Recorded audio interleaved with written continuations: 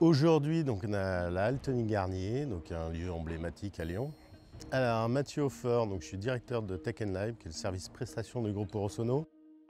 Donc aujourd'hui, on a pour le Progrès et la CPME, nous faisons un événement qui s'appelle le Trophée de l'entreprise. En fait, c'est comment faire aujourd'hui un gradin de 3000 personnes sans mettre une armée de boîtes et surtout rester discret parce qu'on est dans l'événementiel, c'est pas un spectacle. Donc on n'est pas là pour voir la technique. Donc c'est comment trouver un système qui puisse être léger, aussi bien en poids qu'en visibilité, et à remplir tout ce qu'il faut pour sonoriser le gradin.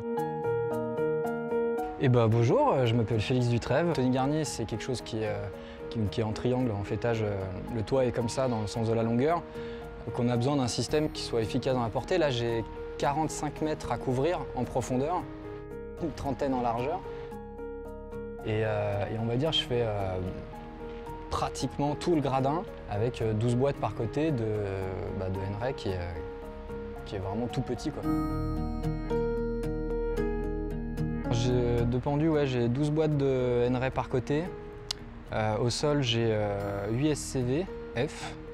Et au-dessus, j'ai 8 Ops 8 pour déboucher le bas de gratin, premier rang. Et j'ai mis du NAPS en bord plateau, en nez de scène. Et quand je suis arrivé ce matin et que j'ai vu la taille de la salle, parce que ça fait longtemps que je n'étais pas venu à la Tony Garnier, j'ai fait « Ah oui, c'est grand !» Et quand j'ai vu le système en bas qui commençait à être assemblé, je fais « Ah, c'est petit !» Puis ça le fait, quoi. Et ma première impression quand j'ai écouté là, c'était la portée déjà. De se retrouver en haut du gradin à plus de 45 mètres et faire ah bah ouais, ça marche. Une vraie homogénéité verticale et horizontale. Quand on se déplace à gauche, à droite du système, le son il reste homogène, le même, ça bouge pas. Une homogénéité sur toute la distance qui est très bonne.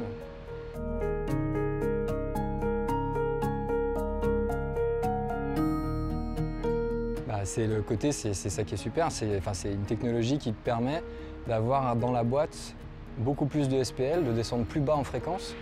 Là, je crois on descend en dessous de 80 Hz avec ces petites boîtes, quoi. C'est 2,65 pouces, quoi. On a une petite boîte avec beaucoup de SPL grâce à cette technologie, quoi.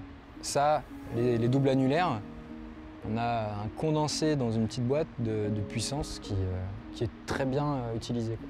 Pour de l'événementiel, c'est super, c'est petit, c'est léger, ça prend pas de place, c'est facile à mettre en œuvre. Et le son, il porte loin et fort, quoi.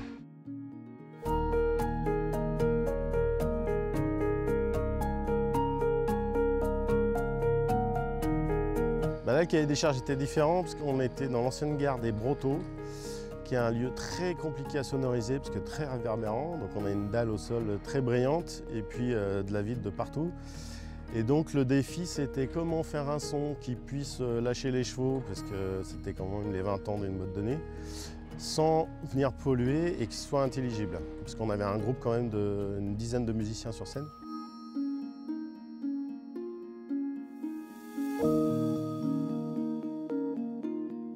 Donc la scène dans sa longueur, donc on a plus... En fait, ce qu'on a pensé, c'est mettre 4 stacks de 3 N-Ray, avec des NAPS qui venaient en renfort pour faire la proximité. Et en faisant cette multidiff sur la longueur, on a pu rester intelligible, ne pas envoyer. En fait, la force du N-Ray, c'est qu'on a une forte pression acoustique, et du coup, ce qui nous permet d'avoir de la marge en termes de niveau sonore, et de garder de l'intelligibilité, et ça, c'est super important, et d'avoir un confort de travail qui est énorme. Et du coup, là, c'est vrai que le son, alors qu'on avait un groupe en plein milieu, avec batterie, etc., et on a rempli vraiment pourquoi on était là, quoi. Et le défi a été relevé.